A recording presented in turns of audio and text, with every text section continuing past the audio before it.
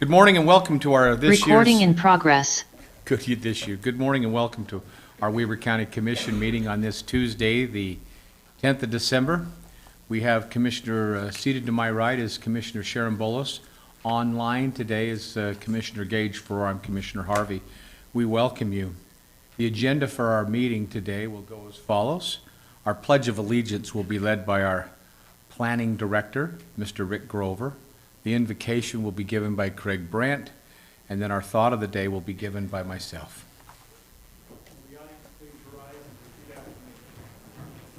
Pledge allegiance to the flag of the United States of America and to the republic for which it stands, one nation under God, indivisible, with liberty and justice for all.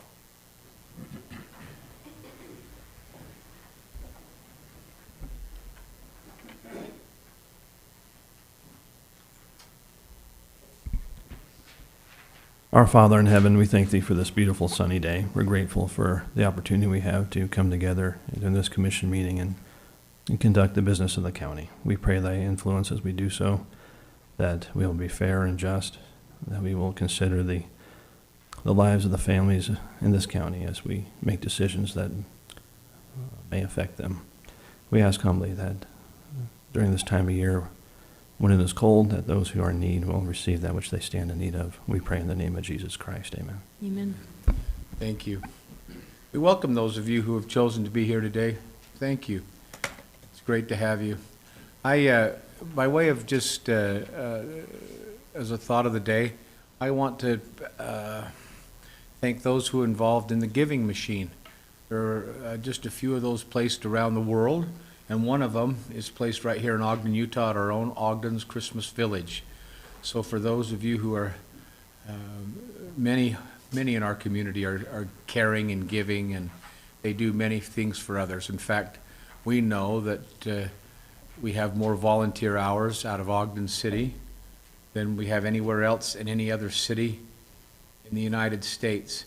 But sometimes the hours of giving time is also accompanied by those who want to give money. And for those of you who haven't identified a place where you want to do a little more during this holiday time, the giving machine that's located at Ogden's Christmas Village is a great place for you to buy some chickens or buy some canned vegetables or something that could go to somebody else that's less fortunate. So it just gives an opportunity for you to come and participate in that. You can also see those things online. But we appreciate the goodness that this community has, and we encourage you to continue to not just give, but also the one thing that strikes me too is kindness. I've never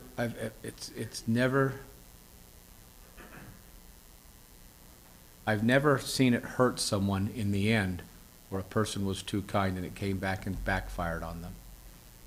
It's been really a great thing for me to watch as a person. So those are my thoughts for the day, commissioners. Thank you. Commissioner Farrar, I just want to do a mic check to make Commissioner Farrar, I want to do a mic check to make sure that you're okay. You there? I figure. That's great. No problem. Okay, we're good. Folks, for those of you, because we have a few more in the chamber today, for those of you who have come here for land issues, there's another public hearing which is listed under item I, or India. So there's actually two public hearings today. For those things that are related to the agenda, anywhere on the agenda, this is the time now under item E on our agenda, public comments. The comments will be taken for items listed on the agenda. We ask you to limit those comments to 3 minutes. You can come forward now and speak to the commission if you'd like to do that now.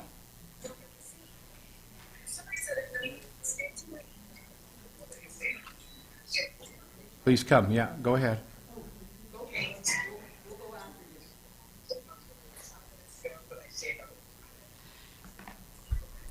Commissioners, I would like to share some questions. I'm sorry, I made a mistake. Can you also state your name and the city from where you come from, just for the record? You don't need to address just your city, please. Thank you. Absolutely. My name is Peggy Dooling Baker, and I'm in the Nordic Valley neighborhood. Thank you, Peggy. Go ahead. I would like to share some questions and concerns about the interlocal agreement with Weber County and the Nordic Village CRA. I know it's on your agenda later as I believe, an action item. A couple questions are, you're committing 75% for 15 years when the recommended rate in the other districts are doing 50 for 15. Why did you choose that option? Just some questions about your thinking behind that. What is the plan to transition to the new city? The new city, of course, will be official on January 1st, and this agreement goes for 15 years. So it really doesn't start, well, I guess it starts January 1 of the year you sign it, so, but 1 year out of the 15 years. Was anyone from the new city involved? And like I've asked before, having that involvement in the decision-making is critical. This could be very good for the city. I'm not saying good or bad. I'm just saying involvement and collaboration should be key for this year. Stephanie also said something during a work session yesterday that I hope she can clear up. Commissioner Harvey, you had asked about the developer paying the back taxes on Greenbelt land after the construction begins, and I didn't get her answer, and I apologize for that. If she could explain that, I would sure appreciate it. But our greatest concern about this, and I hope you'll look at this, is that in the area plans and budget for the development, many of us are concerned that the development is not following the form-based village street regulating map. The map that was approved, that we understand was approved, started with commercial at Nordic Valley Way and Nordic Valley Road. As it went towards Viking, it went from red to orange to green. In this new development plan that was attached to this agreement, there appears to be red going all the way, even though the road changes a little bit and comes back up. It appears to be that it's red the whole way. And I've heard you mention a number of times about the transition between commercial and residential, and we agree that's essential. But in this plan, there was no legend, so I don't know what the buildings are, but building number 1 is next to a residential home, a single-family home. Buildings J1 and J2 are across the street from single-family homes. And I talked about that when we did the street regulating map, but this new plan does not show that and does not reflect it. So please do not pass this agreement until the street regulating plan matches the development site plan. Thank you. Thank you. Anyone else?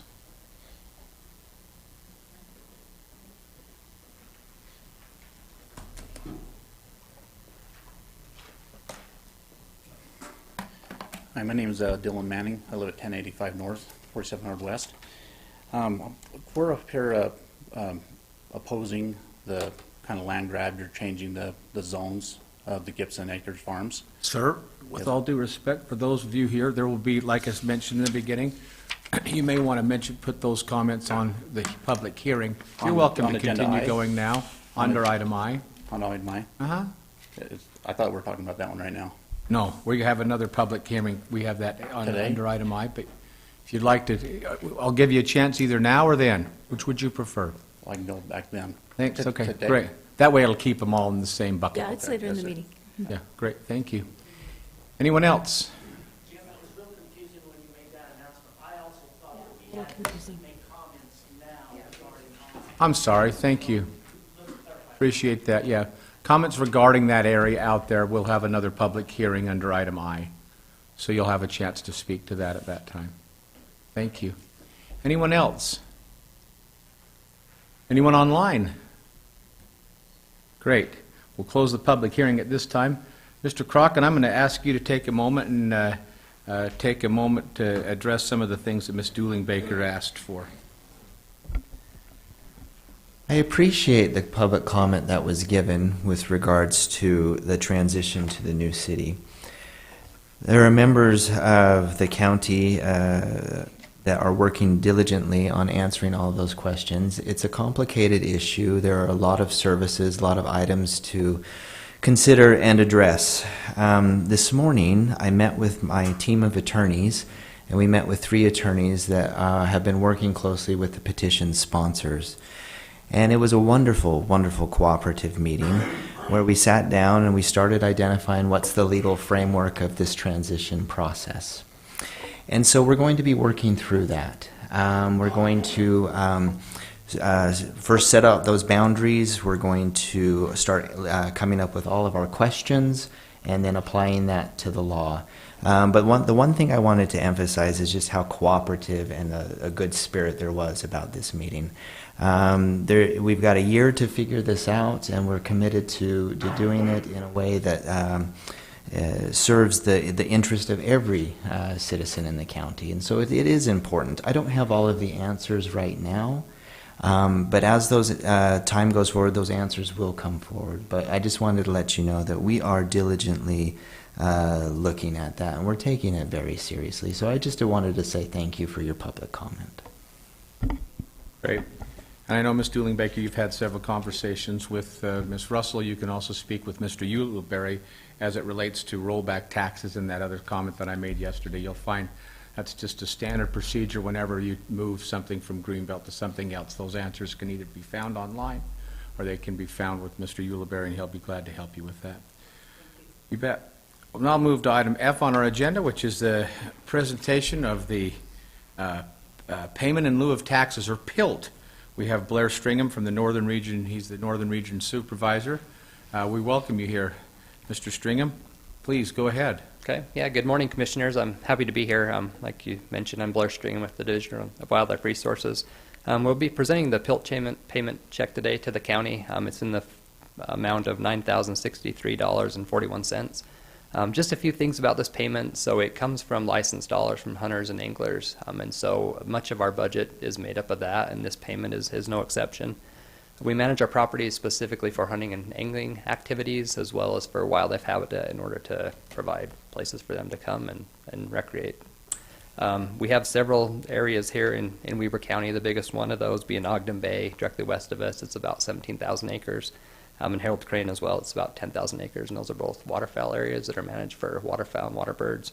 And then we have about 12,000 more acres, the Middle Fork WMA, which is managed primarily for big game and big game hunting. So we appreciate the partnership with the county, and we're happy to assist with anything related to wildlife here in the county. While you're here, Mr. Stringham, do you have any questions of us? I don't. Nope. I know we just appreciate the partnerships. I know we've been working closely on things in Ogden Valley as well as the inland port, so we hope that we can continue to do that and have a good working relationship. Great, thank you. Thank you. Commissioner Bolos, any questions? No, thank you. Commissioner Faur? None for me. Thank you, Mr. Chair. Thank you. If you'll, you can submit that to Mr. Brown over there. Appreciate that. Thank you. Thank you. We'll now move to item G on our agenda, which are our consent items.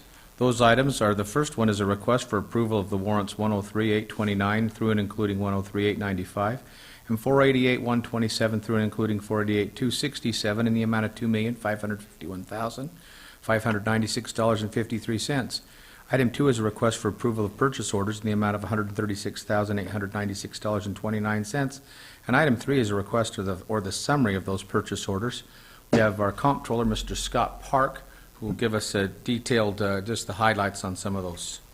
Thank you, Commissioner. So we issued 10 POs, as you mentioned, for just about $140,000. 48% or $65,000 of that was for our IT department to buy switches for the Sheriff's Office and replacement PCs.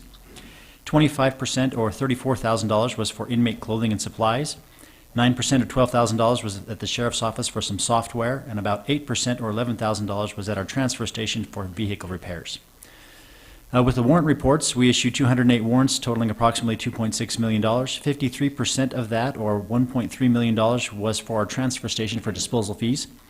14% or $363,000 was for ambulance services out of our paramedic fund. And 6% or $155,000 came from the jail, and that was for quartermaster and culinary supplies.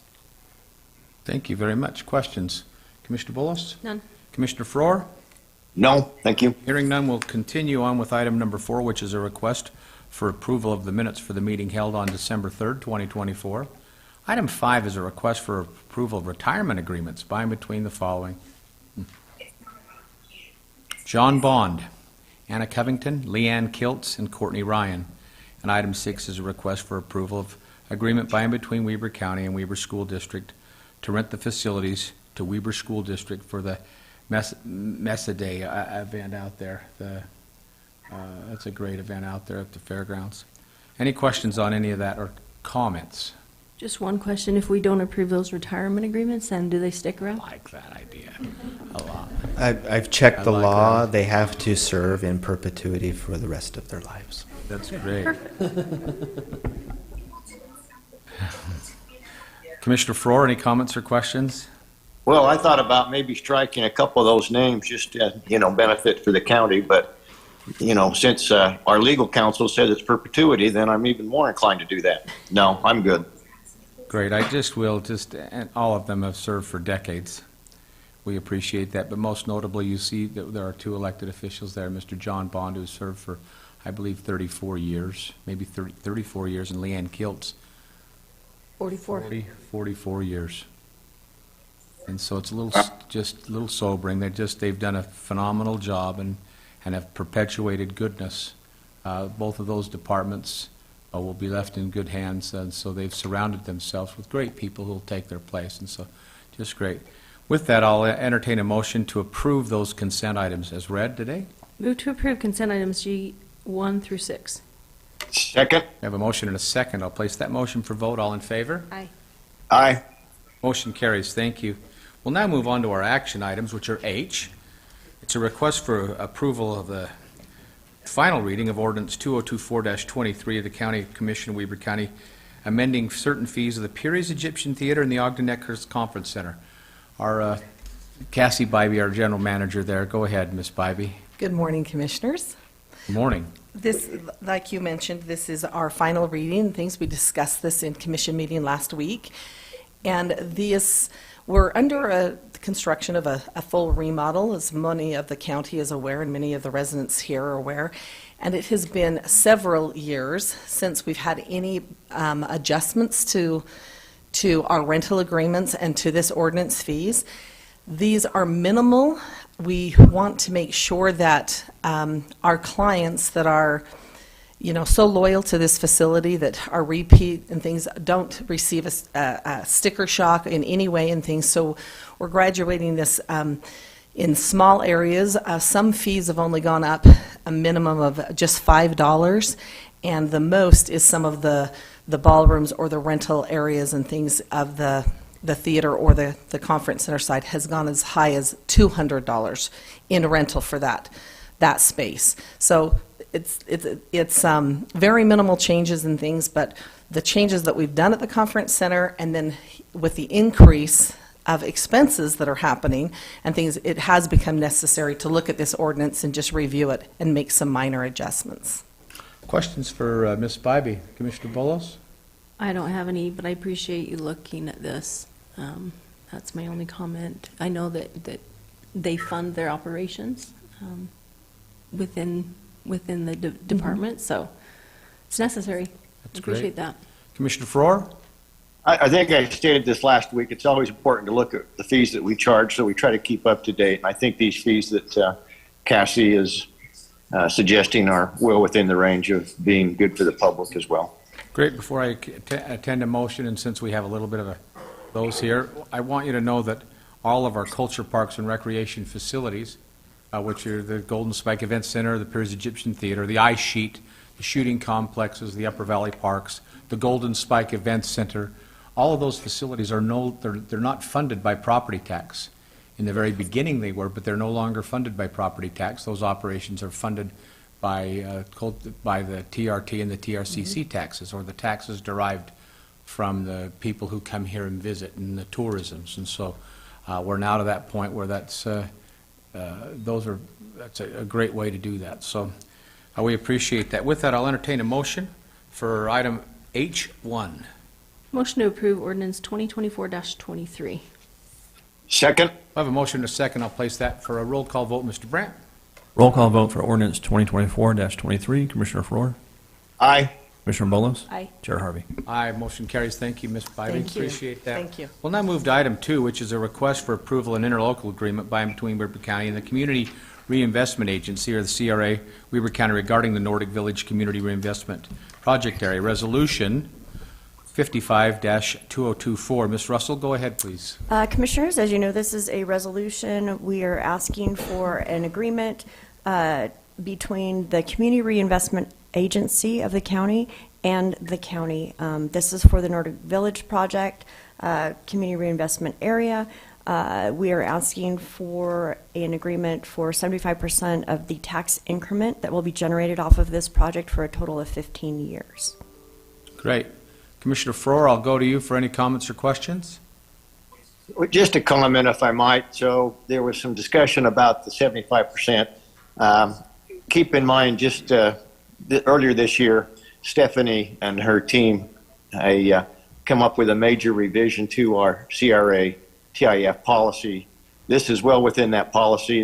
As you well know, in the past number of years, we've gone above the 75% in a number of cases. So this is well within our policy, well within what has been agreed to with potential CRA at Nordic Village. So again, I appreciate Stephanie's work on this along with the landowners. Great, thank you. Commissioner Bolos. The only other question I think was mentioned in public comment that you might address is the transition to the new city. We talked a little bit about this yesterday in the work meeting and how it would not affect the new city. Will you just review that? Absolutely. Let me take a step back. This project, the Nordic Village project, has evolved and it's been ongoing for since about 2016, if I'm not mistaken. I came on board with the county on 2021, so I've been working on this for the entire time that I've been with the county. So this is not something new. It's not something that we're just creating in the interim process between when the county transitions over from county into the incorporated area. This is an ongoing project. It's a private development project. So as it relates to the tax increment agreement is between the CRA and the county. When the new city transitions, they won't have an agreement with the CRA. They'll receive 100% of the tax increment that's generated off of this project. The only agreeing parties that are participating in this agreement are the school district, the fire district, the Weber Basin Water District, and the county. Those are the 4 participating taxing entities. This does not affect the city as it relates to tax increment finance at all. So nor does it affect this district once it's created. The CRA area is the project area. It is not the residents that live near the area. It's just the project area. So one follow-up question. If the city, when it becomes a city in 2026, would like to participate in the CRA, can they do that? We could amend it, yeah. Okay. Yeah. Or they could amend it. Or they could amend it, yeah. They have the Yeah, choice sorry, I at didn't that mean, but time. we would work with them to amend that if they were interested in participating. So if they wanted to commit part of their tax increment, they could do that. Yeah, if they want to do that. I also want to kind of follow up on what Commissioner Furr was stating about the 75%. This project has a very heavy infrastructure lift that was put on them by the county as it relates to public infrastructure, water, sewer, roads that will be serving not just the project area, but actually outside of and adjacent to the project area. That is why we bumped up the tax increment to 75%. Our baseline is 50%. But this project warranted going a little bit higher as this will be totally dedicated, this increment will be 100% dedicated to public infrastructure. And that's part of our new policy.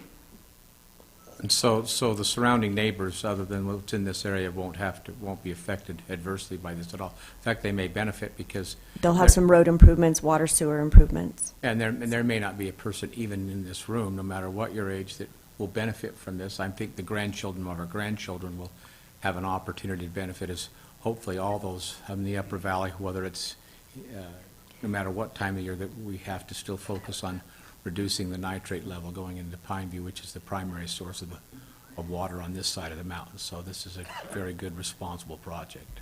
One last thing that I'd like to comment on is that this is a finance mechanism.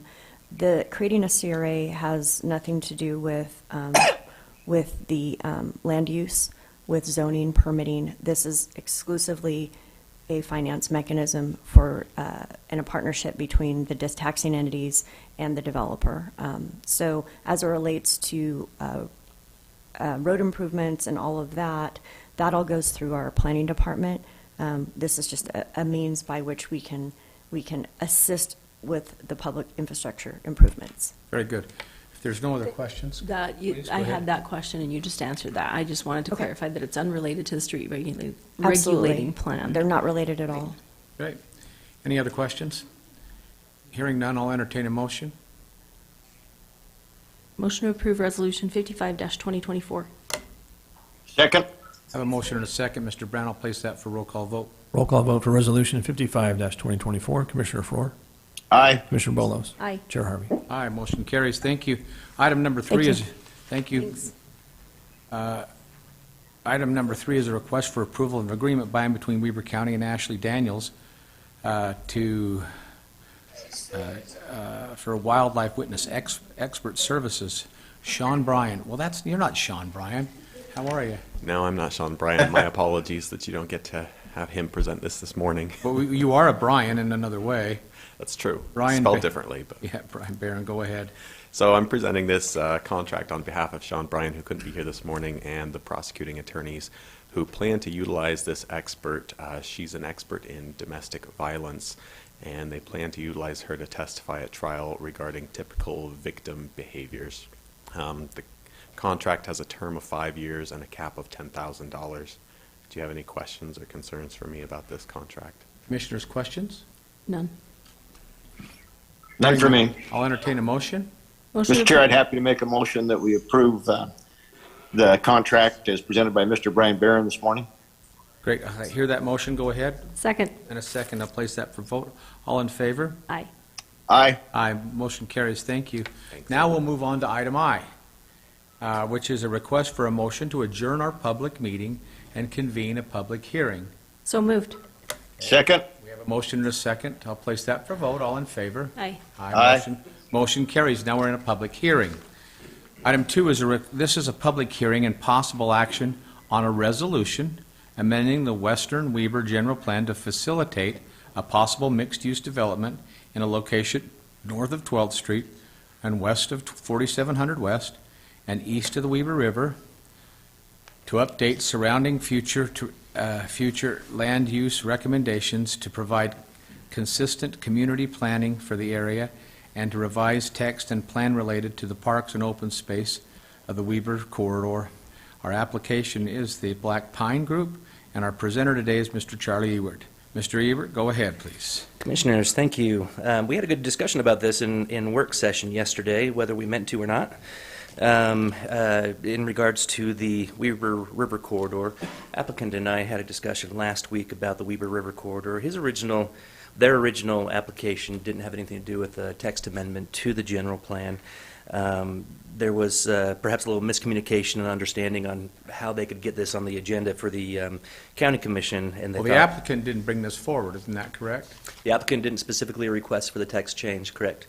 There was a little miscommunication on whether or not that text change was going to be needed. So if it was needed, the applicant said, let's do this, but they really didn't want to propose it. So I think we came to a good resolution yesterday that today's meeting would accept any kind of language regarding text amendment to the general plan and just focus on the map amendment to the general plan. So I've got a presentation that Felix is going to help us go through. Yeah. This, hopefully, you'll be able to see them here on the TVs, and then those online, whether you're online now or online in the future, you'll be able to see this.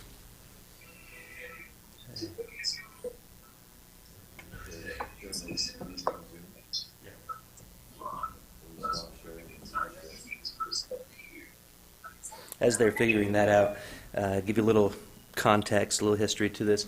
So we had the general plan that was adopted in 2022. There were a couple minor amendments, small changes that were made in 23, as well as a little bit earlier this year. But this applicant has proposed a pretty substantial amendment to the general plan, specifically as it relates to the future land use map. We won't be changing, at least in this meeting, unless you guys want to, we won't be changing any of the text for the plan. It's just the map itself. When we came and started talking to you guys about that and to the Planning Commission about that, there was a suggestion that maybe we look at a broader area and not just look at the applicant's property, which I think was appropriate. And the applicant took a good look at other areas, a little bit hesitantly, because anytime an applicant proposes changes to a map that affects other people's property, it can be perceived by others as the applicant trying to force something on others. But that was a request that the county made so that we could try and see how the applicant's proposal can fit in well with the community in the future. What it also does, if it does apply to other properties in the future, again, it's a future land use map amendment, not a zoning map amendment, so it doesn't technically apply to any property. It is a recommendation for future changes. And if it is applied to other properties in the future, it will be done with the discussion and full input of those owners. Normally, it's done with an application from those owners. I'm not aware of one that we've even taken on without asking the owners if they are comfortable with it, or if they, without the owners actually applying for it. So that said, it doesn't affect the surrounding owners until they're ready for it, essentially. We did broaden the scale a little bit. We looked on both sides of 4700 West. We looked to the river. We did use the river as a hard edge, hard stop. We didn't change anything on the other side of the western side of the Weber River. And we looked at 12th Street, at both sides of 12th Street, over to the intersection of 4700. There was a little bit of, oh, we got it up. But not going further south, just to be clear, but not going further south than the main line of the UP. That's right. Yep. Thank you. Yeah, well, you go to the next slide. Let's see. But for those in the audience also, I think your comment was the Weber River as it follows, so from that UP line moving north all the way along till it intersects 4700. That's right. So it makes it more of a triangular type of a place. Felix, what do we got going on? I can explain. Well, Felix is working on that. The other element of this that I think was important is we took a good hard look at 4700 West and 12th Street and its relationship to the applicant's property, trying to find ways to tie them together better with land uses. 4700 West and 12th Street is proposed for that future form-based zone. When we did create the street regulating plan for that intersection, we took a look at what the general plan said to do, and we kind of we worked from that direction and provide more specific recommendations for that intersection. Go to the screen if you would now, Charlie. Oh, great. Advance to the next slide. So this slide shows in red, the red polygon. That's the property that the applicant is working with here. Go ahead and go to the next slide. The applicant did propose just stuff within the red lines, and on the next slide you'll see that after we asked the applicant to come back with a little bit of greater context in the greater area, this was a suggestion on how to tie things together. And that's the triangle that you were talking about, Commissioner Harvey. You move to the next slide.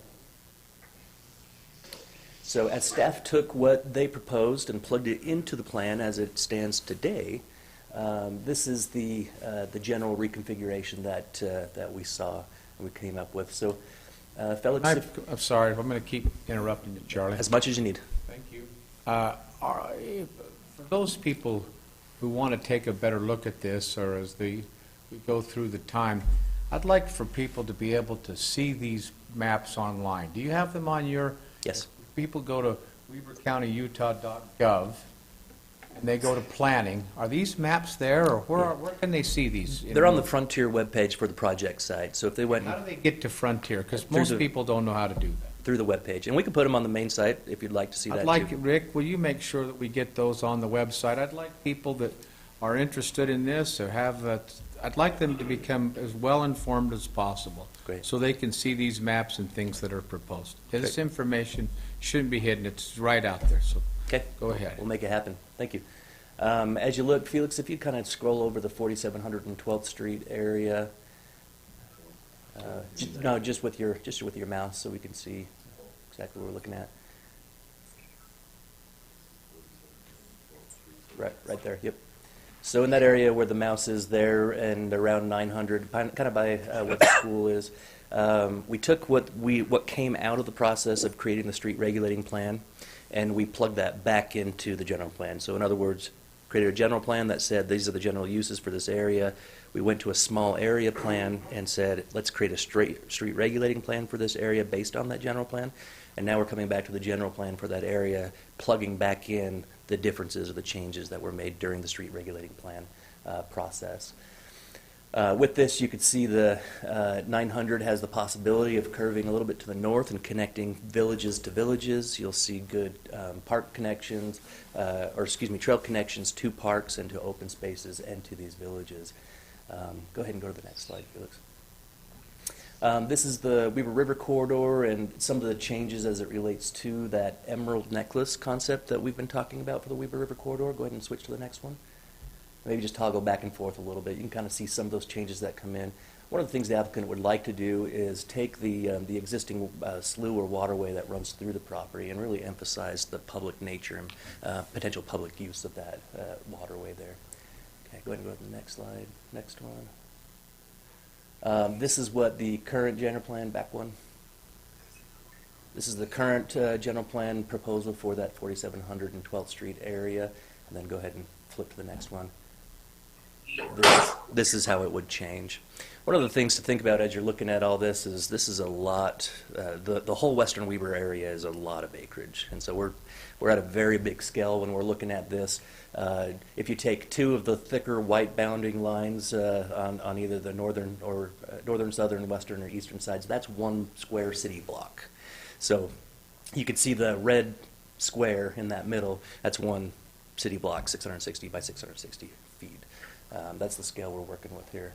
So we're definitely looking at a much broader area. Go ahead and go to the next one. This is the street regulating plan that was adopted for the area. We do have landowners in the area interested in rezoning to form-based to take advantage of the street regulating plan. The project that the applicant wants to do is based on form-based principles as well. In case you guys don't recall, they're trying to bring an idea that has been done in a few other states in the eastern seaboard here to this area here. One of those projects being called the Norton Commons. And Norton Commons is very heavily design-oriented, very heavily form-based regulated. In fact, one of the things that the architect for the project said is we actually went out and visited that site just to get a feel for what it looked like.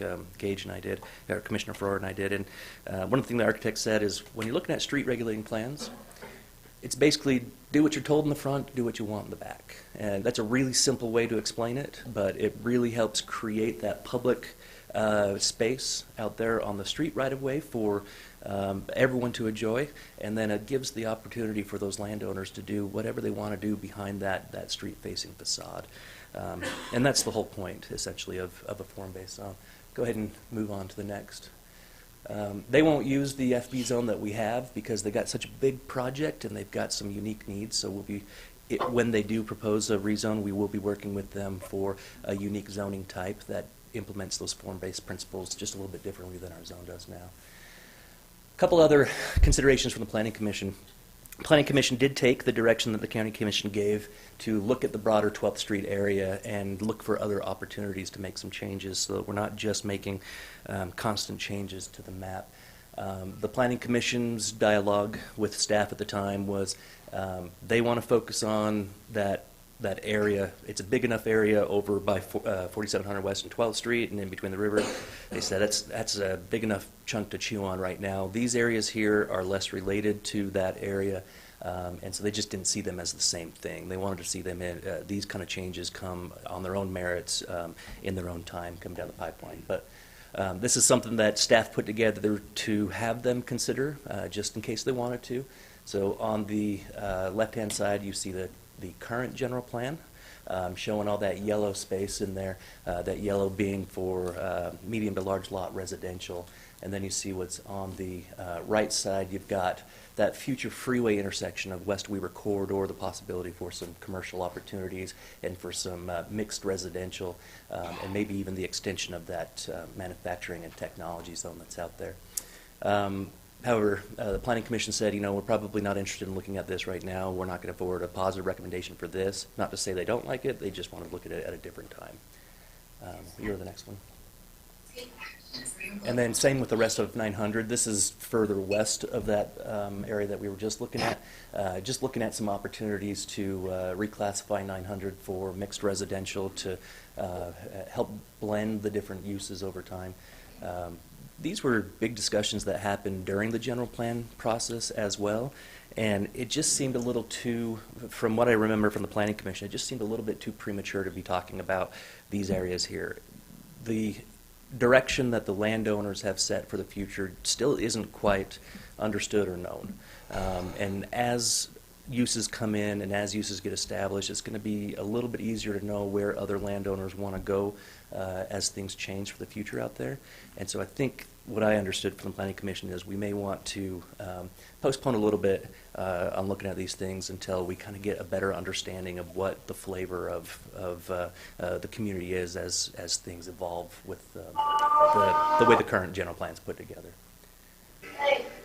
Okay, you go to the next one. It sounded like Gage was on a motorcycle there for a second. No, it's just public. It's okay. Keep going. Positive recommendation from the Planning Commission was just the map. Go ahead and flip to the next. Just the map for the area that we were talking about. So this is just a bigger picture of that map. And Felix, if you could find that area with your mouse right where we're talking about between 4700 and the river, that's the same colors, same configuration up in there as you just saw on the other slide. Yeah, a little bit bigger. Actually goes up to Plain City and all along the Weaver River. Yep. Okay, you go to the next slide as well. Okay, so the Planning Commission recommended unanimous approval of the map that you just saw on the last slide, not the other changes. They also said they like the plan that the applicant is bringing forward, at least the concept that they've brought forward. They don't want this general plan to be generally applicable. They don't even want it to be implemented until we know what zone and what the zone is going to look like for this applicant. If it turns out that the applicant doesn't follow through or doesn't do what they wanted to do or say that they want to do and it goes a different direction, the Planning Commission didn't want this just to be an open-ended general plan change. So their recommendation is if you do approve this resolution today, it's written in a way that says it actually doesn't go into effect until a rezone of the applicant's property, which is on attachment B in your resolution, until the applicant's property is rezoned. So this could all be futile. It could be. Hopefully not. I think the applicant's put enough investment so far into getting where we are now. Applicant is on for a work session in the Planning Commission meeting tonight to discuss a rezone application. So we're moving forward, but hopefully it's not. Very good. Questions? Commissioner Farrar, do you have any questions for Mr. Ewert? Just to clarify, Charlie, so if we approve this resolution as suggested, it basically goes back to the Planning Commission for further study and review, and it would be based upon them approving or not approving a rezone before any particular changes would happen. Is that correct or not? That is one way to do it. One thing that I thought came out of yesterday's meeting was if we take the resolution and we just pull out Exhibit C, which is the text amendment, then it could be possible, if the commissioners want to approve the resolution as it stands, which is just the map changes that the Planning Commission recommended. However, if you would rather have this go back to the Planning Commission to review the full text and the map, we could do that. It may be possible that we do need to come back and talk about the text amendment later, but the applicant has requested that that not be something for consideration today. I get it. Okay. No other questions, Mr. Chair. Thank you. Commissioner Bolos, questions? I have a few comments, but I'll wait till after the public hearing. Very good. That's great. Thank you, Mr. Ewert. Great. With that, we now are on item I3, which are the public comment portion of this. We ask that you limit your comments to 3 minutes, if you would. And I'm going to, Mr. Manning, since you were Good enough there. Out of respect for you and your time, I'm going to ask you to come up perfect first, if you would. Thank you. Yeah, absolutely. Yeah, my name's Dylan Manning. We live 1085 North, 4700 West. And we're just concerned about this entire setup, how it's the R2, R3 and commercial zonings, and it's condensed housing. We've been at the meetings, and the planning commissions are all agreed with it, and they like it. And they're saying that's what the people want. And we've been talking to people in the community, and we know that they didn't, so we took upon ourselves to go get a petition signed to oppose the R2, R3 and commercial, and just stick with R1, and we got over 150 signatures just in one night with 6 of those canvass in the canvass of the ground. So I think as... Do you have that with you, sir? Yes, sir. All right, here. You could bring that forward. Is this your original? Yes, that's the original. Christie, can you leave your post for a minute? Mr. Manning, I'm going to, let me just pause this for a minute. Come on up. What I want you to do is, I'd like you to, so this is Miss Christie Bingham, Yeah. and she works in our office. What I'd like you to do is make a copy of this, please, so that they can still have a copy for their records, if you would. And she'll have that for you after this meeting. Okay, thank you. So you haven't lost your stuff. Sounds good. I appreciate it. Thank you. But, Then we'll have a copy so we can review it later. Thank you. Sounds good. Yeah, we appreciate that. But yeah, nobody's opposed to growth, but we are opposed to the plans for everybody else that's not in part of this. And Planning Commission has said that we can't sell this unless we have everybody else on board. So it feels like a land grab. Feels like they're kind of stealing our property, or making plans for our property where we didn't have any agreement with that. So we're just trying to get the voice of the people, and where they can allow them to have their community grow the way they want it to grow, not just because one person wants to develop. And yeah, so we just want about that being said. So Thank you, Mr. Manning. Appreciate it. Appreciate it. Okay, next. And again, just don't forget to give us your name, and you can just give us your city. You don't have to give us your exact address. All right, my name is Jessica Manning, and I live in West Weber. Okay. I'm going to be jumping around a little bit. I'm all over the place today. Sorry, it's not a very smooth comment. But just to kind of piggyback off of what my husband was just saying, we are very opposed to the land development that the Planning Committee and these developers have came up with. My husband grew up there. His great-grandparents are the ones that helped settle the community.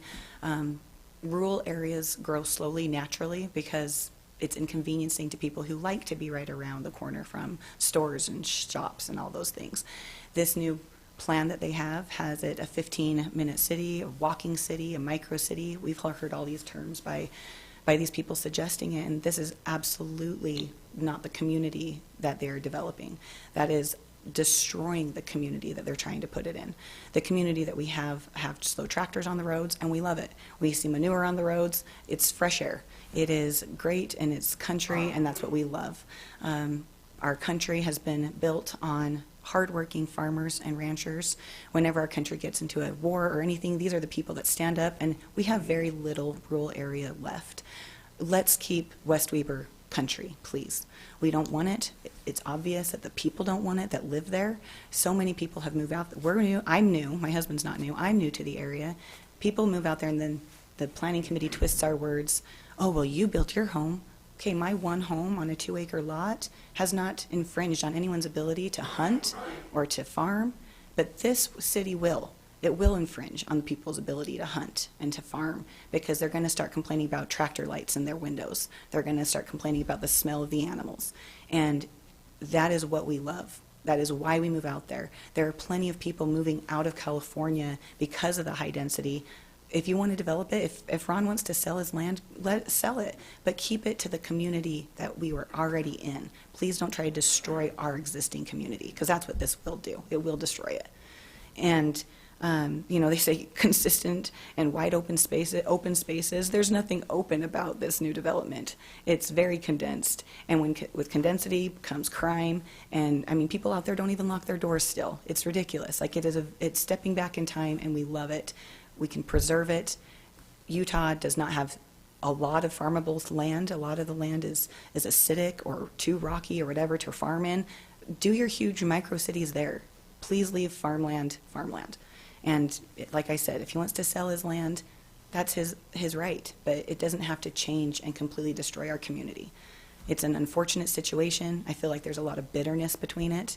I know that Mr. Gibson got into some trouble from hitting an employee, which is wrong, and then cancel culture destroyed his dairy, which is wrong.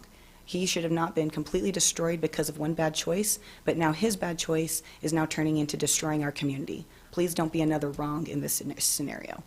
Thank you. Thank you.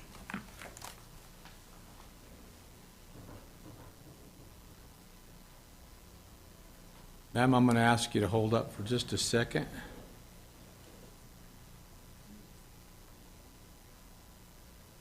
Okay, thank you. Go ahead. Good morning. I'm Carolyn Hipwell Nelson. I live in West Weber. I'm 5 generations. My great-great-grandpa bought the land that I live on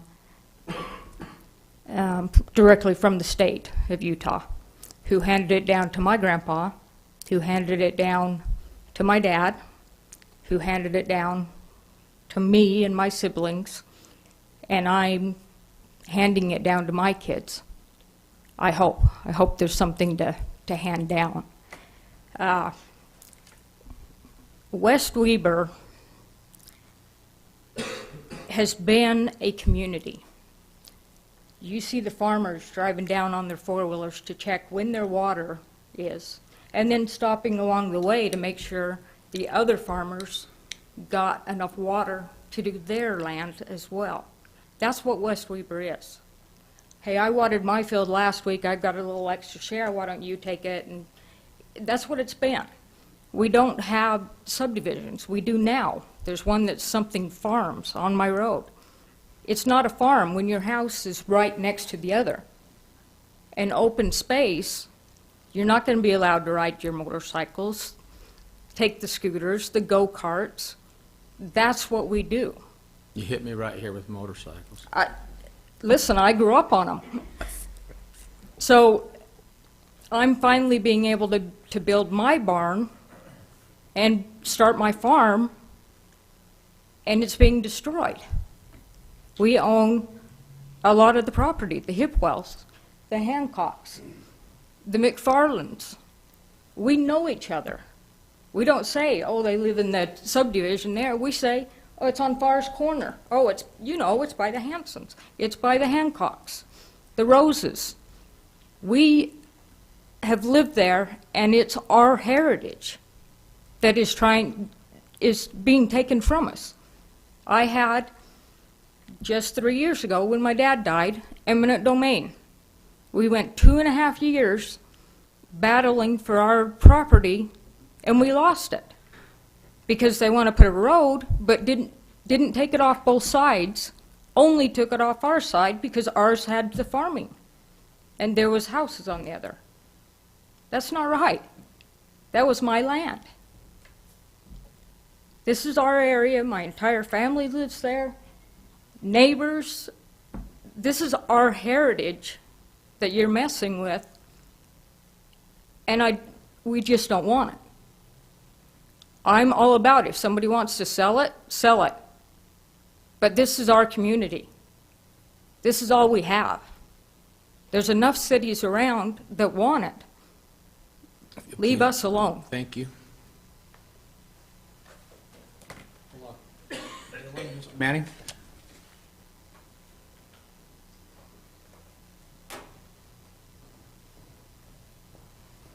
So here's your originals back. Oh, sorry. I'll take it back. This is the originals.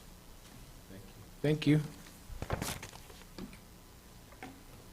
Hi, welcome. Hi, I'm Jody Manning. Jody Manning. I live in West Welcome, Weber. Jody. Go ahead. I'll start your clock. Go ahead. Okay. Just to talk on what Carolyn said, yes, that we do have, I'm not going to talk on that, never mind. Anyway, we are a community, and it's very disturbing when you look at this map and you see your property included in on this. Without, they say they talk to property owners, they talk to people. They didn't talk with us. They didn't say anything, but our piece of property, 20 acres, is involved in this. So it affects us a lot. But one thing that I did say to the Planning Commission, now I will say to you, because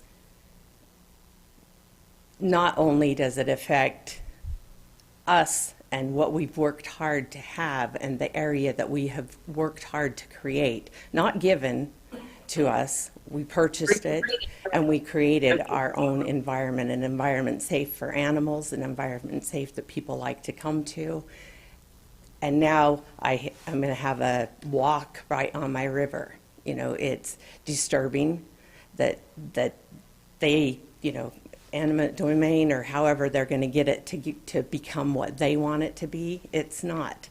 And the animals that this is going to affect, and I said this to the Planning Commission, that, you know, you've got eagles, you've got wood ducks, you've got the deer, everything, and the gentleman said that they'll just be able to live on the walkway. Well, that's not true.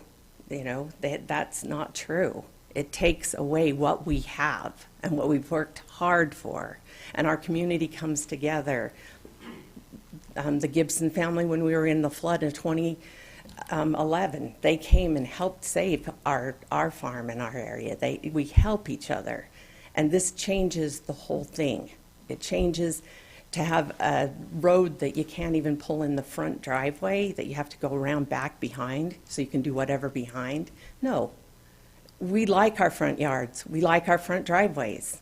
We don't want alleys behind our houses. So, it's mine. Thank you.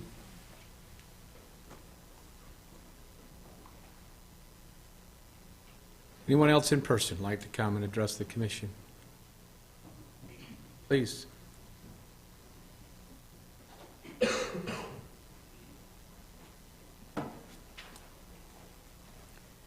Levi Hancock, Weber County. I am that farmer that these guys are talking about. Sorry. My concern is, as Jody stated, I haven't been notified. I have 20 acres there myself. Charlie, Black Pine have not contacted me. So the way I understood that, he was, you know, we were supposed to be contacted or notified, or if that's in the future. Part of that as well, the way I understand that, it appears that the parking lot and the trail is right on my property. Map's not that great, so I don't know if they can update that, or, you know, it looks like, anyway, the map's really hard to read. It appears that it's right on my property. I guess my thoughts are, what are their plans? How do they, you know, is this future plans? And he might have noted that, but I just want clarification of, you know, as long as I don't sell, like, what happens to my property? Or is it, you know, they're trying to take my property? They trying to buy my property? What's the game plan there? Because definitely it is going to be encroaching. Very concerned about the trail the way I read it. If you get that trail high enough to where, you know, future floods, different things, that is actually a feasible trail, that's right along my shed in my house to get to there. So I just want more clarification on that, maybe a little clarification on 78B-6-501, if they could go over that. Yeah, I think those are my main questions. I guess I would request a little detailed map to indicate kind of where properties are. There's also property in the center of this development that I don't think is for sale or been purchased either, that I would want clarification of. What's the plan with that? Are they trying to purchase that, or is this, you know, to where if that ever got sold that they can tie in? But I definitely think that this is a very concerning matter that is going to change Weber County. and West Weber specifically that, directly affects me and the Mannings. But anyway, those are my concerns. Thank you, Mr. Hancock.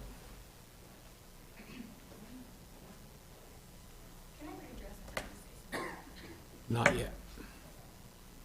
Anyone else in the audience like to speak?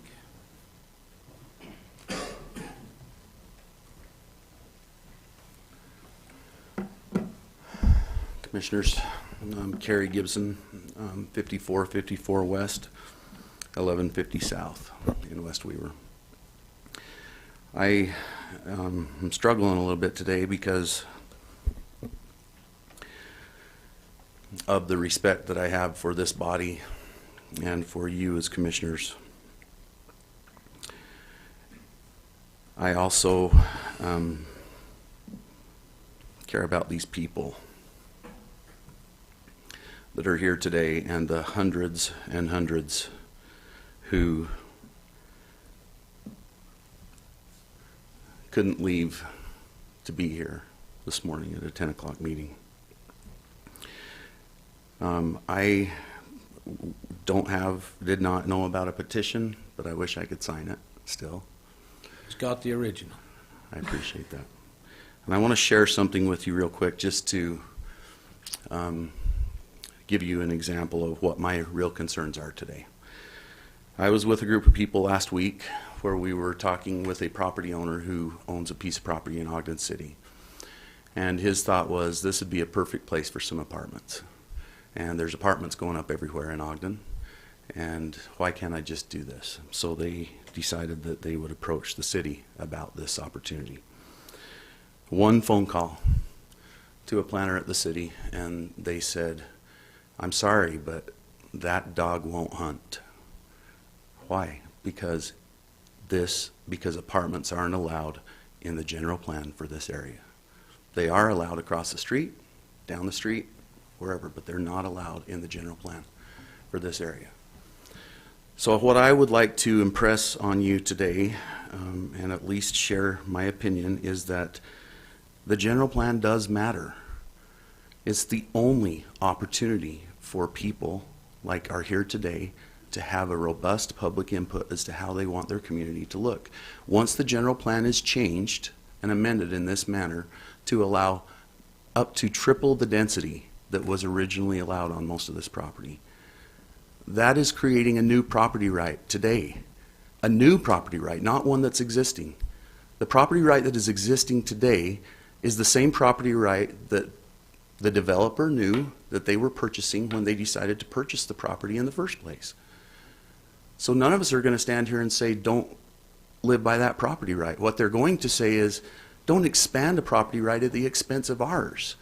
And if you're going to, at least give us an opportunity to be heard. And I'm sorry, commissioners, but a 10 o'clock meeting for the county commission like this at this time of day on something this expansive is not opportunity for public to be heard on a general plan.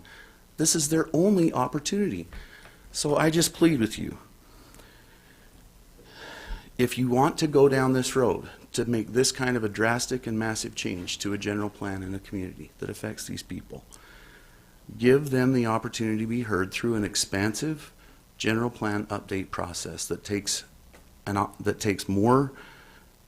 gives them true time to understand how they feel, rather than a few minutes in a county commission meeting where unfortunately it feels like decisions have already been made. Thank you.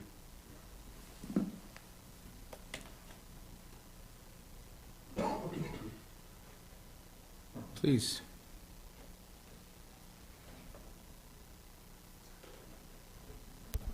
My name is Susan Hancock, and we have ground that is located west of 4700, and I believe they want to develop that. We have not been contacted. We're not interested in selling. We're a farmer. That's what we do. We have a dairy farm. You to go and develop all this ground like they want to develop, we're going to be living in a Salt Lake City. I didn't move to West Weber to live in Salt Lake City.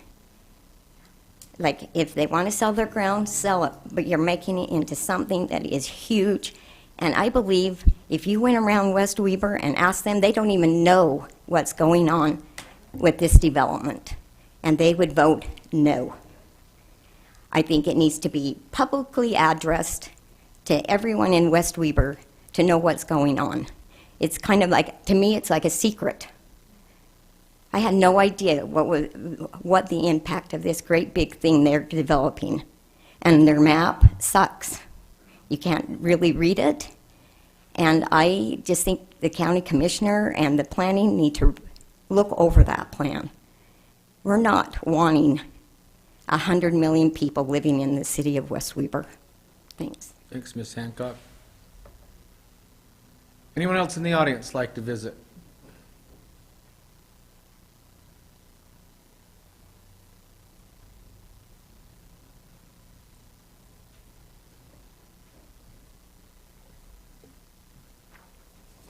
My name is Kara Bitten, and I live in West Weber. Kara Bitten? Yes. Thank you. You're welcome. I may make some enemies by saying what I feel I need to say, but I am in support of this development. I don't know that I'm in support of as high-density housing as everyone is concerned about, but I share a lot of the same concerns that I've heard today. But one thing I have learned in doing some research is that there's a big difference between the land that's being developed and what everyone's seeing on the map. And I think there needs to be some education, and I know a lot of people in here already understand this concept, but everyone in the community needs to understand, who has property next to them, that some of this is part of the general plan that was approved years ago. And if they have a problem with that, it may not have anything to do with this development, such as parks and recreation. And if something is approved to where, let's say this development goes through, because of the development, Manning's area is, their land, they've been told that it could be eminent domain, where their land is taken.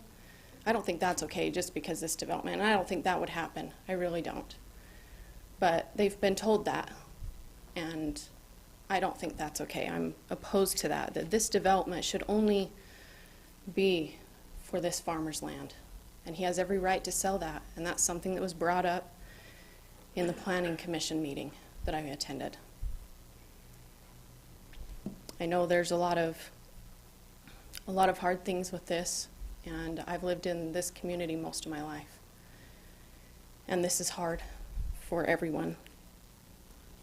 And I hope you consider everybody's opinions. Thank you.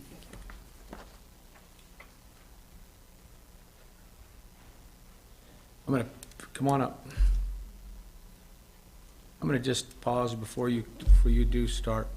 One of the things that I enjoy is civility.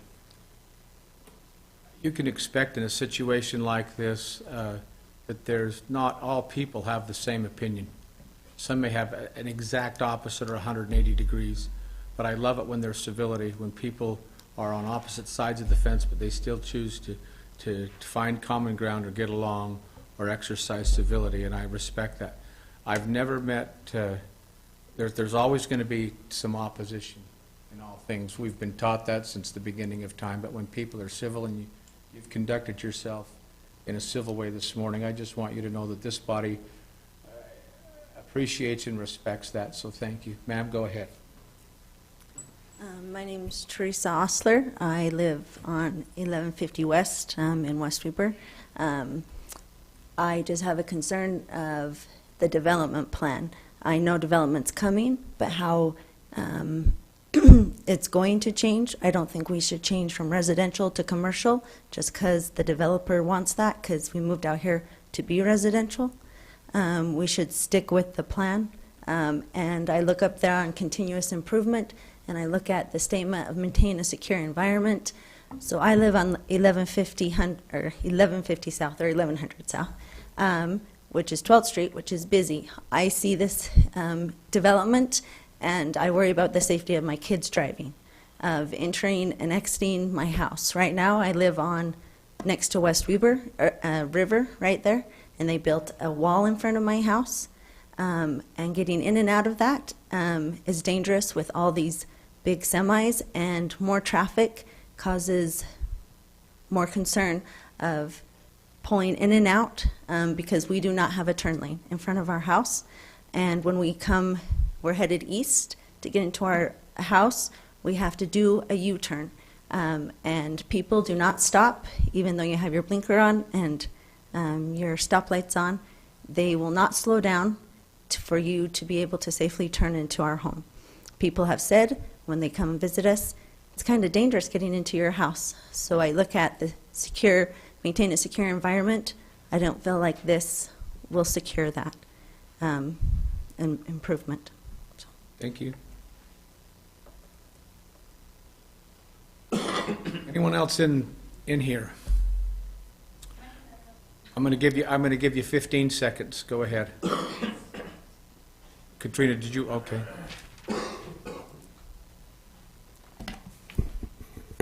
I am Katrina Gibson, and I live on the property in West Weber that this item affects.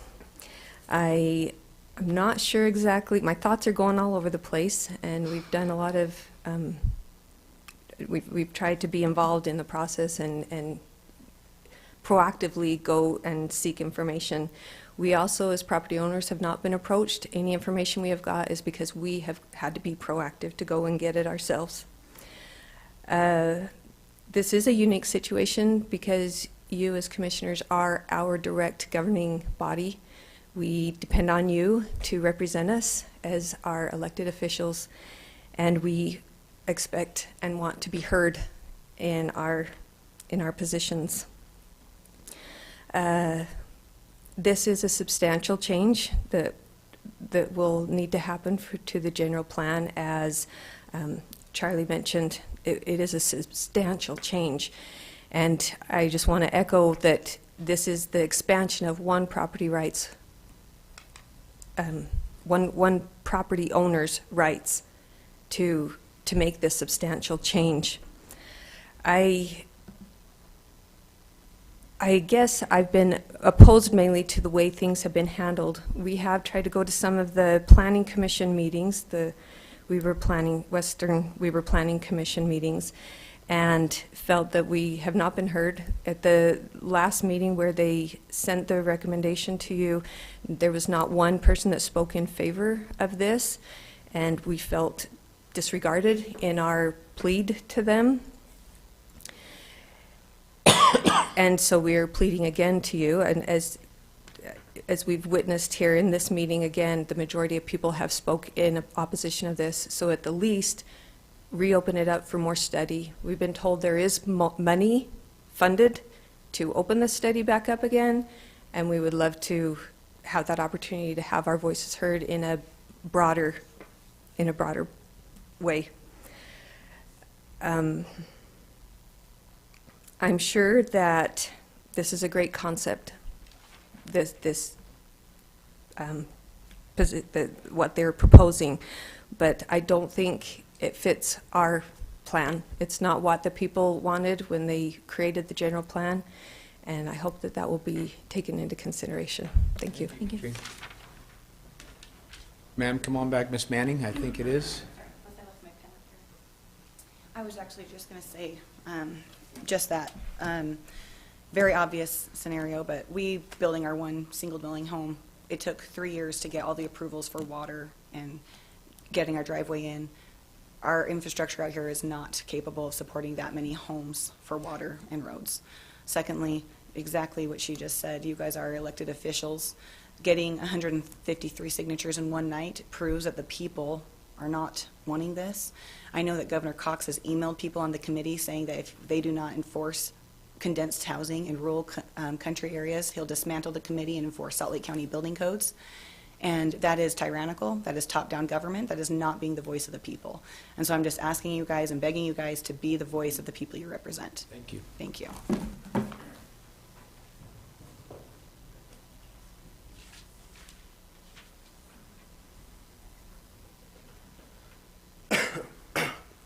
Hi, Commissioners. You'll have to bear with me. I'm a little under the weather today, but You are? a little bit, yeah. Your name, thanks. I am Kendall Gibson. I'm from I knew West that, but it's just for those who are listening Sorry later. about Thank that. you. Go ahead. Thank you. I just want to echo a little bit on a comment from Levi that he just mentioned. It made me think a little bit about the river. I grew up on that farm down there, and there obviously are a lot of emotions there for me. But with that being said, I like to look at things in a logical aspect of life, and I understand the circumstances with everything that's happened with my uncle. But that farm, every spring, is almost underwater. As the Mannings had mentioned, I was lucky enough to do my Eagle project on that river in 2011. And that was a big deal. That was a big cleanup thing. I don't remember if you were in office then, Harvey, or not, but that was a very big project. There was a lot of debris through that river. That river cannot handle the water that gets sent down already as it is. That is my biggest worry with putting all those houses down there, is that they're going to have to deal with that. And as Levi said, I don't know that it is feasible to build that walkway that high.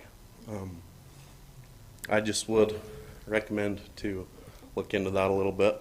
I am, again, grateful for everybody that has come up today and spoke their opinions, but I do agree. I think that we do not feel very heard down here. And we just would recommend that you guys listen. Thank you. Thank you.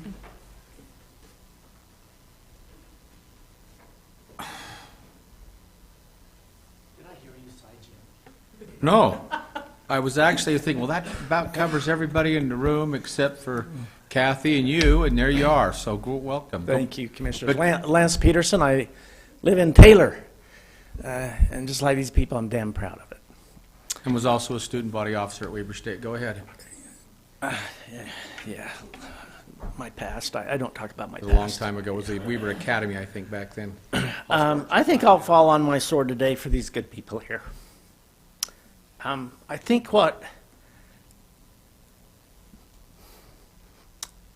and you know, we're all emotional about this because we love this ground out here. And what you're hearing today is a symptom of the people out in Taylor, West Weber, and I'll even throw in Warren, West Warren, of not being heard. You know, we swallowed a big pill 3 years ago when the plan was updated and we went from A1 to R15. And when we did that, we were promised open space because resounding, you know, all of the comments about we love the farming. We love, that's why we live out here. We love open space. We were promised in the general plan open space. And I think that that's what you're hearing. Excuse me, I'm a wimp, I understand. So, as a citizen, I would ask you to send this back to the Planning Commission. You know, Commissioner Bolos, when you were mayor about 3 years ago, I attended a public hearing in your city. And about 100 people showed up and said, we don't want this. And you guys listened to them. I don't know what was the subsequent response to that.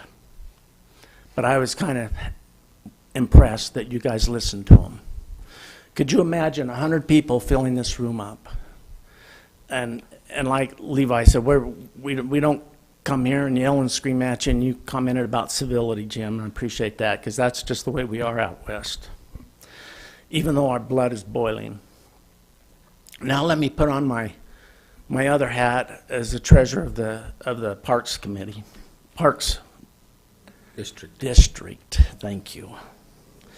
I just want to commit to the Mannings. The Parks Department is not going to come in and take your property. You guys have built too close to the river anyway. Okay. That walkway is going to have to go on the other side when it's developed. I am greatly concerned. I spoke with the developer for 2.5 hours last week. Believe me, I would have much rather been home watching Gunsmoke reruns, okay?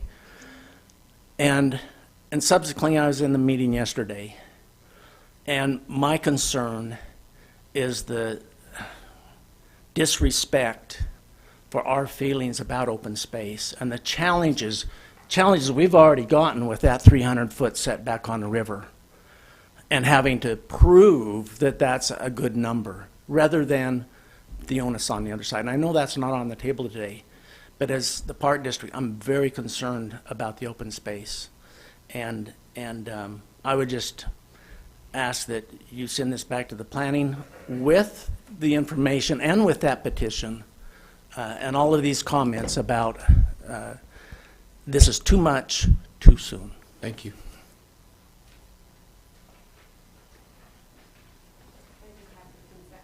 No, I'm not going to allow it, but thank you. If we do one, then we're going to 15-second all over. I'm going to go to the online. Go ahead. Christy, anybody online?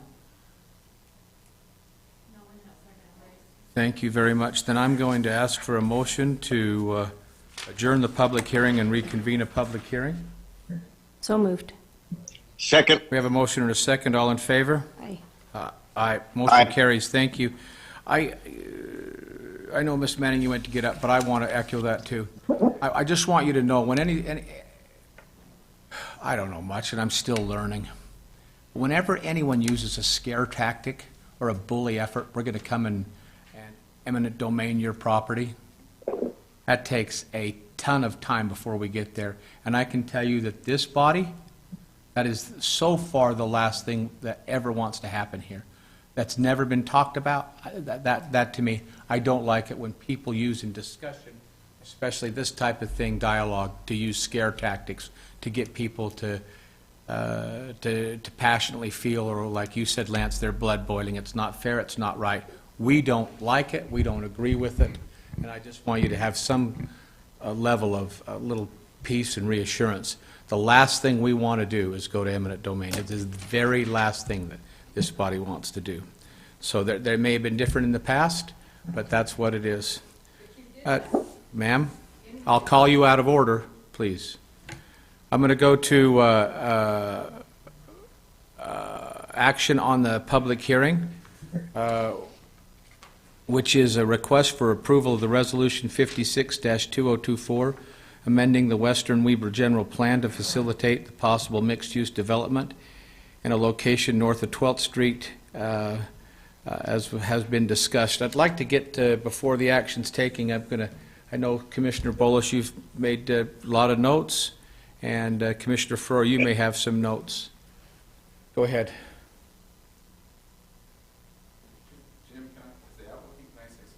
Not right now.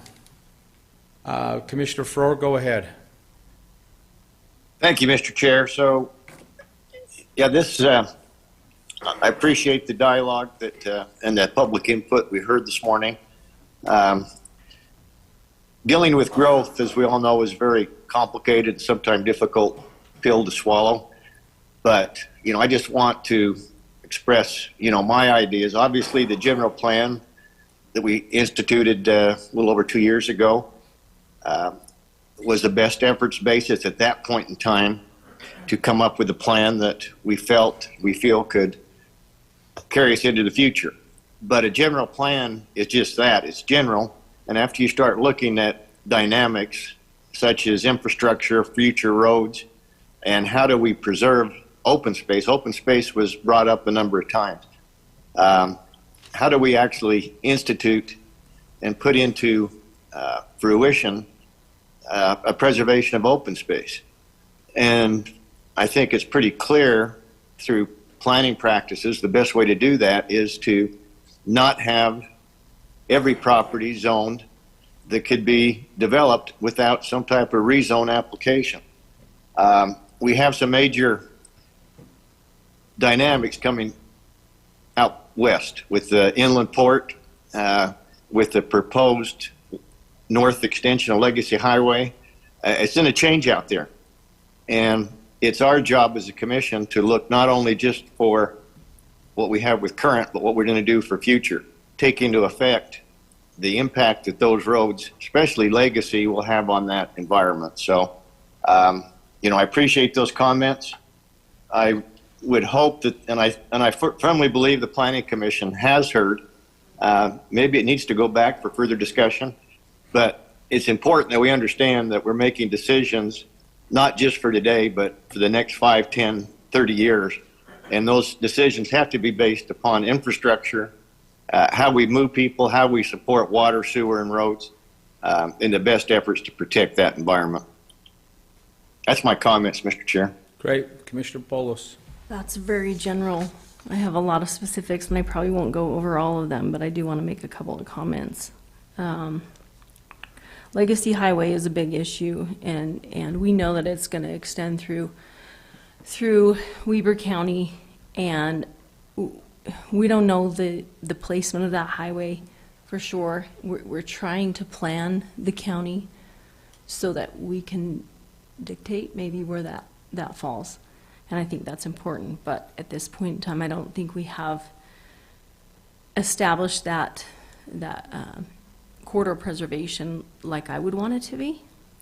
I did ask that the Planning Commission look, as Charlie mentioned, at the entire general plan map.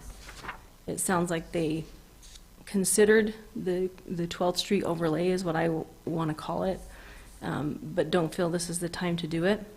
This is a substantial change, and a change to substantial, I would prefer to be done with the entire map. So that's where I am generally, but I do want to make a couple of comments on some comments that were made. I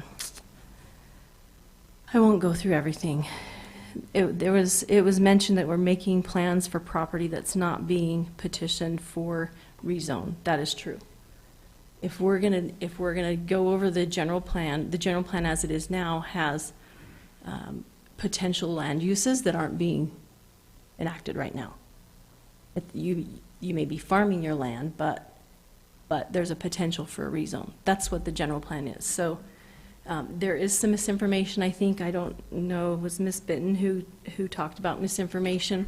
The general plan does not change the property use for anyone who doesn't apply for that. So I want to make sure that that's clarified. The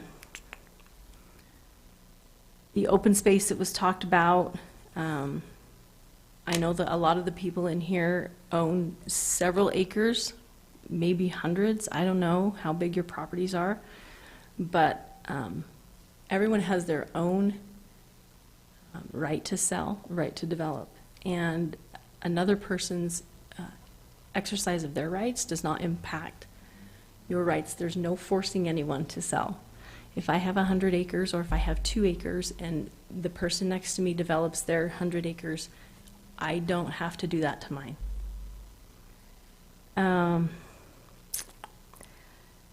Back to making plans for our property.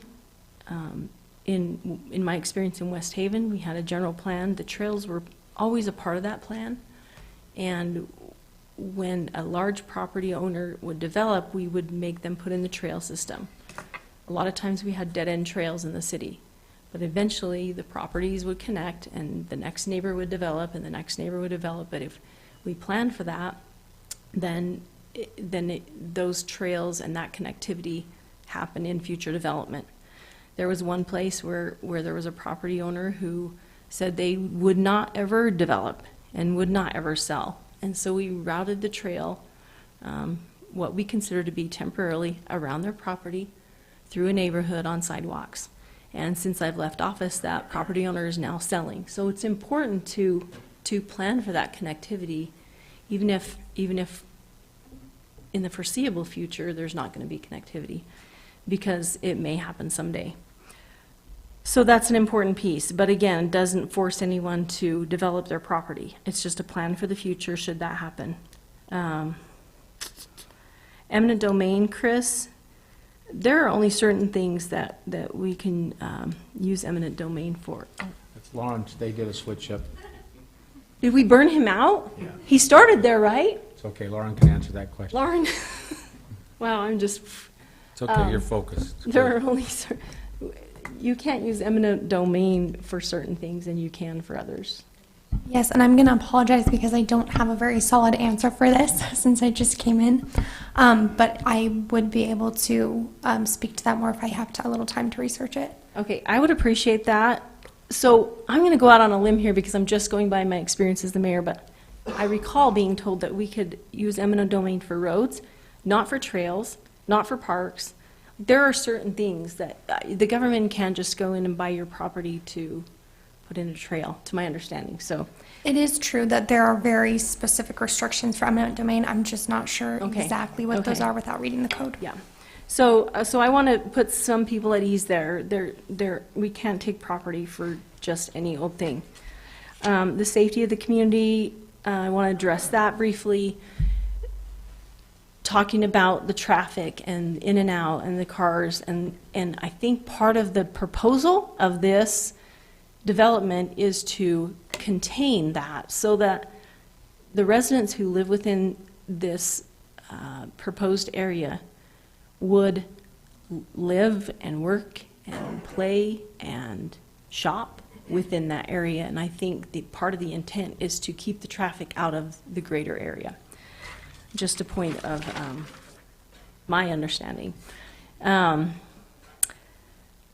Let's see. I appreciate the comments about not being heard. This is one of the reasons why I asked for the whole general plan to be reviewed for potential changes, because I think that process is very thorough. And when we go through that process, or at least when we went through that process in West Haven, those were evening meetings, those were open houses, they were an opportunity for the public to really come out and feel like they were being heard. And it also allows for a two-way conversation in a public hearing. Although we may address things, there's not a two-way conversation. And so I think those open houses and those more intense public hearings and public participation opportunities are very important. So I just want to talk briefly about one, and Mr. Peterson talked about this. I don't know if this is the public hearing that you spoke about, but there was a development in West Haven called Green Farm, and it was the biggest one we'd ever done since I was in office, and it was 100 acres. They were allowed 200 homes, and it was important for us, as the developer brought us a potential layout of what that would look with half-acre lots and 200 homes, and the entire 100 acres was covered in homes. To me, that's not open space. You might have a half-acre lot, and it looks like a lot of space to some people, but that's not open space. And that was the first development that we approved that involved clustering, and the density was allowed, but there were 40 acres of open space, including a fishing pond and trails and natural vegetation. There was a lot of pushback on that, but we really felt like the right thing to do would be to create public open space, not personal open space in backyards, but public open space. And although there was pushback, it was approved by the city council, and that is a thriving community now. And there are a lot of people who oppose that, who have moved into that now. And there are also, just by way of information, a lot of people who live there now who don't like the natural vegetation because they don't want the weeds there. So my point to all that is that things change, and I think we have to take a broad look at what the potential is for this. I'm a big fan. I didn't go to Norton Commons for the visit with the other commissioner and Charlie, but I'm a big fan of this kind of huge master planned community, because I think it lessens the impact on the greater community by containing that. But I have some reservations on where we are in the process. Great. Thank you for your comments, commissioners. Charlie, come on up for just a moment. What is it you're getting at today? Not sure how to answer the question. And then paraphrase it in just a sentence or two, please. The applicant's request is to amend the general plan. That's the phrase. But the applicant didn't put this on the agenda today, so what I want you to do, what you're getting at today. This is a recommendation from the Planning Commission to respond to the applicant's request, which is to change that general plan, that future land use map. For the opportunity, the possibility, it still has to go through a rezone. You still have to make a decision on that rezone. This isn't a guarantee slam dunk for them to put a master plan community in there. So this is, again, just one more time. One step for the developer, one step forward towards going through a rezone and getting a development approval, but all those decisions still have to be made in the future. Thank you. I had one thing for Hopefully Charlie. please, go ahead. This is for you, Charlie. There was one of your slides said, the general plan amendment, I only took notes. This general plan amendment is tied to the applicant's future zone map amendment. Yeah. That to me says spot zoning. That's my feeling. If we aren't sure that we want this and it's based only on the applicant, then we aren't looking at the general plan and making recommendations. Yeah, I can certainly see that that perspective and where you're coming from on that. I think the Planning Commission likes, generally speaking, what's being proposed. Their concern would be about whether or not others have the same ability to execute as this developer has. So I think if another developer came in with a similar kind of plan or similar kind of intention, the Planning Commission very much likes it. They just don't want to color the map in a way that says all this stuff should happen and not have it be a master plan community cohesive based off of a concept that they can see and feel. I could see 100% where you're coming from on that, because it does look like, wow, this is really specific to one really specific property and one really specific developer. I think in other circumstances, they would probably still recommend approval of this if they have a sense that it's going to turn out this way. Mm-hmm. I respect that reply. I would just say, if it's something that they want to see, add it to the general plan map after a robust public conversation and make it contingent on a master plan, because then it will be what they want it to be in the future. But that bullet point that you added makes me a little concerned. Maybe I phrased it wrong. Thank you, Charlie. Thank you, Commissioner. Mr. Park, I'm going to respectfully excuse you. I don't think we're going to need your services, and I know you have another engagement. I'm going to ask now the applicant, who didn't, but is here today. Go ahead. Either one of the two of you, you're welcome to come up. Or both of you, it doesn't matter. Jeff, if you'll state your name. And Jeff Beck with Black Pine. So we appreciate that we're here today and having this discussion, and we are grateful for the public process in this and for us to maybe give our pitch on why we think this is a good thing. So first off, I'm sympathetic of members of the public who are in opposition to this. I think no one likes change, and in most cases they'll oppose it 10 out of 10 times. The general plan that the county adopted articulates the desire for smart growth and development. And what we're seeing in the Wasatch Front and West Weber specifically is you have landowners who are generational landowners who get to the point where they want to sell their property. And what they're doing is they're selling them in 10, 20, 50 acre parcels at a time. And a developer or builder buys them, and the hope is that they can maximize what they can do to that land, sell it or retain it as a rental. But what's happening is it's not helping the community. It's not creating a sense of place, and it's not building good neighborhoods. What it's doing is it's taking a 10 acre piece or a 50 acre piece in isolation. Charlie's done a good job, I feel like, in your plan department of trying to create interconnectivity so that they are connected. But from a neighborhood standpoint and from a complete neighborhood, it is not working. And in your general plan, it says this, the one that was adopted: working with landowners to master plan large swaths of land provides community benefits that, due to the economy of scale, cannot usually be realized for smaller subdivisions. The county should encourage master plan communities that create a distinct sense of place and provide all stages of life and family situations. That is exactly why we're here. And when you talk about open space, as Lance did, and I'm sorry that I took so much of Lance's time and he wasn't able to watch his show, but Open space happens when you have large master plan communities, as Commissioner Bolos said. When you have 10, 20, 50-acre parcel, you cannot afford to give much open space. And even the open space you do give is not great. The open space that we're wanting to propose in this development, we think will be substantial and will really benefit the community. We believe that this project meets this provision in the general plan, and we don't view this as changing the general plan as much as it is enacting it. If you were to ask your planning department which projects in the county are actually bringing to fruition smart growth, I would assume that there's not very many, because there's not very many large projects that are being proposed. I know of one other.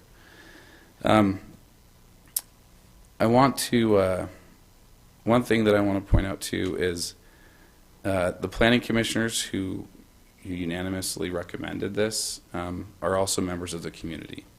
And as you know them well, they took this process very seriously, and I think their job and your job as well is to recognize the needs of the community today, but also what's happening in the future. And if you look at what's happening in the future, there's a lot of growth coming. And for us, what I would hate to see, because right now you see farms, you see open space, but as time goes, that is going to change. And what's going to happen is going to be suburban sprawl. It's going to be what you see everywhere else along the Wasatch Front, which has no identity, is not well planned, and you're helping private property owners realize the benefit of that property, but not in a cohesive way. To just address some of the comments that we got today on the Mannings, the 150 signature petition, I would have signed that petition if what was being said was that I was taking away their land. I don't think that was.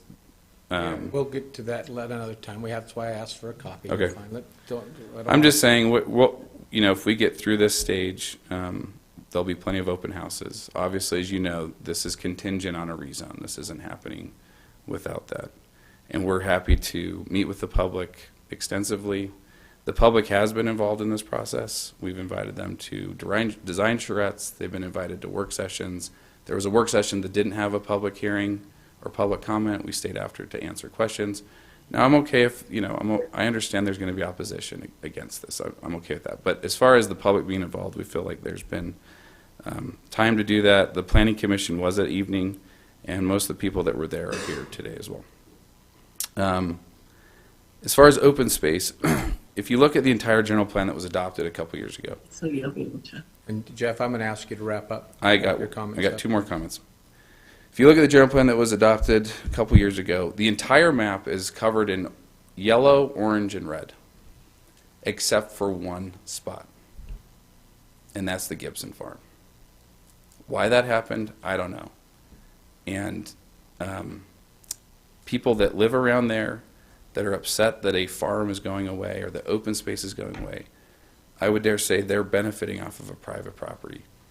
And we have property rights. And I can understand, what one of the public said about, well, you knew what this was. We don't feel like it's right to highlight one person's property when the rest of the county is red, yellow, and orange. And we think we're in line with what that plan is. And then lastly, I think what's hard for a lot of people here, and I can understand it and I'm sympathetic to it, when you see a plan, you think it's going to happen tomorrow. This is not going to happen tomorrow. It's going to be decades in the making. And this community along the Wasatch Front, we're expected to have 500,000 new people along the Wasatch Front.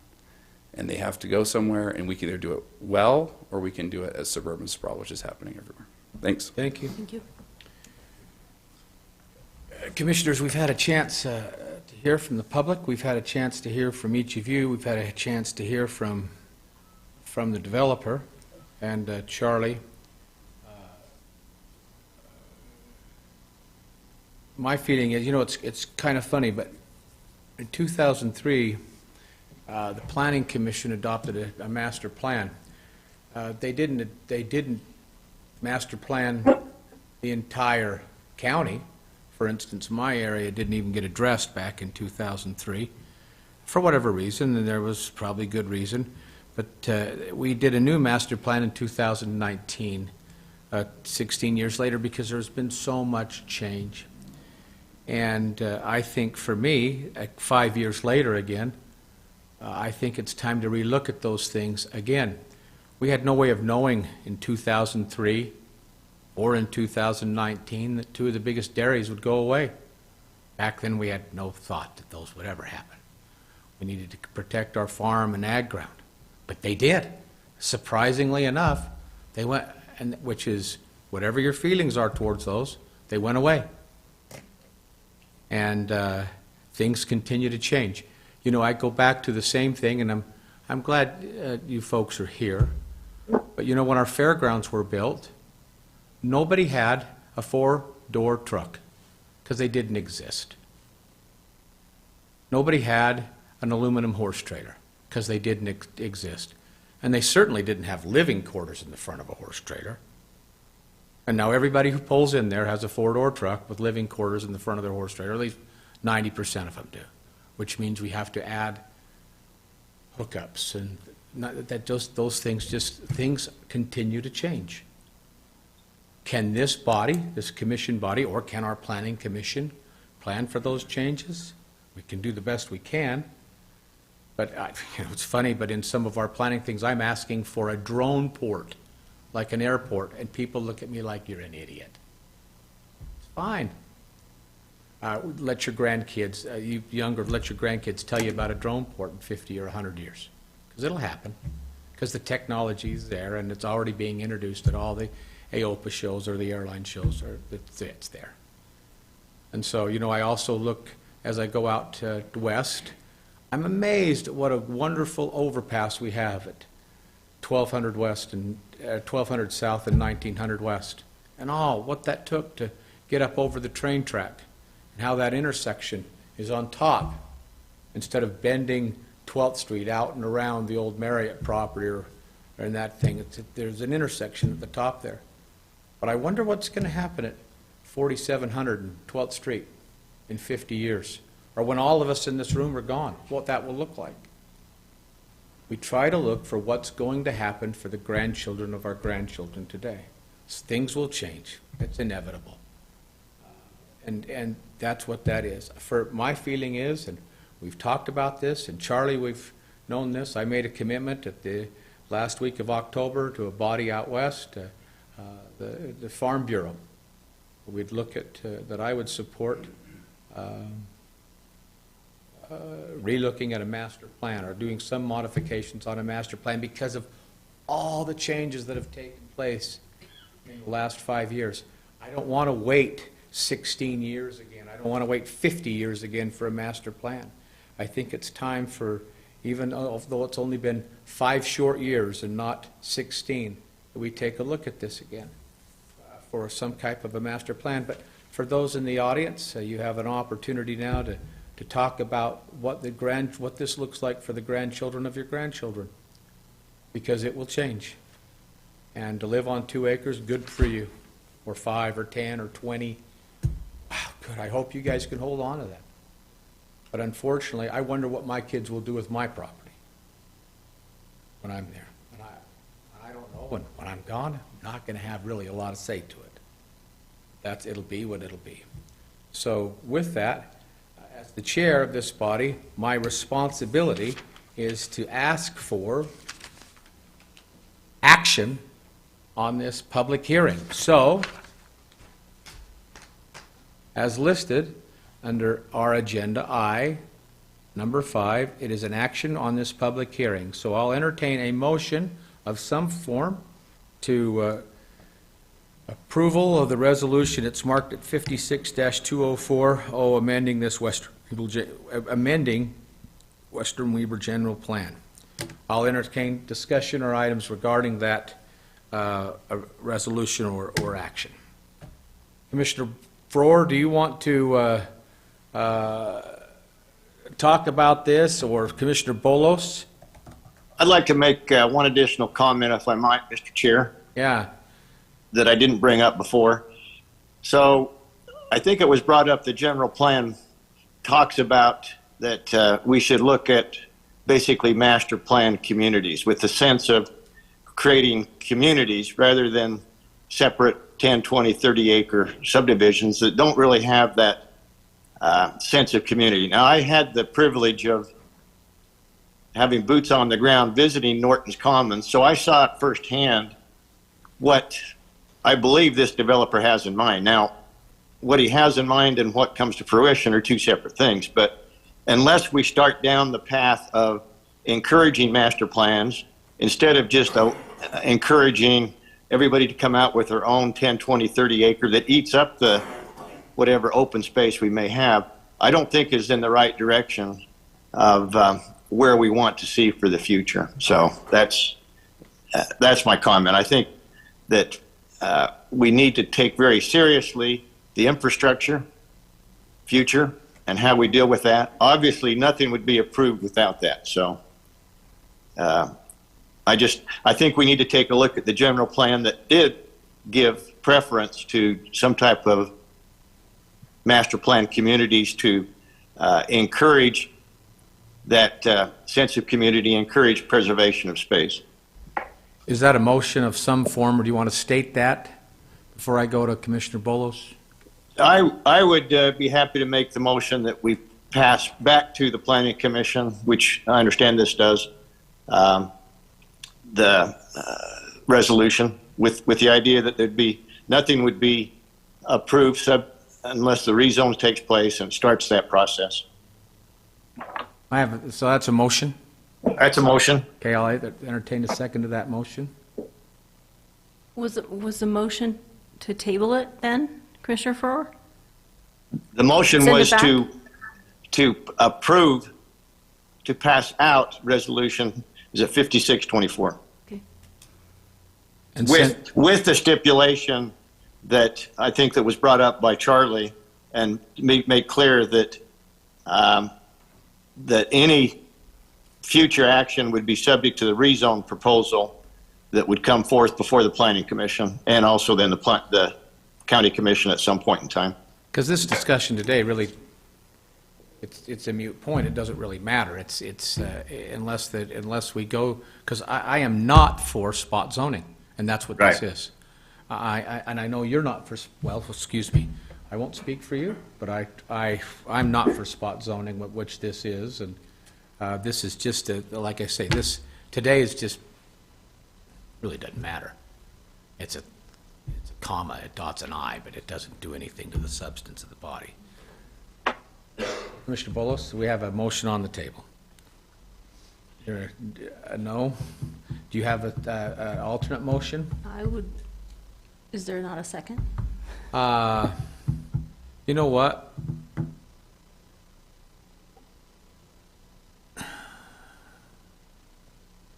No, I'd second that motion. Is there any discussion? I've made my comments. Okay. Great, then I'll place that resolution for vote. I'll call for Mr. Brandt to go ahead for a roll call vote. Roll call vote for Resolution 56-2024. Commissioner Farrar? Aye. Commissioner Bolos? Nay. Chair Harvey? Aye. Motion carries. Item J, Commissioner comments. None from me. Commissioner Farrar? None for me, thank you very much. And I'll entertain a motion for item K. Move to adjourn. Second. All in favor? Aye, motion carries.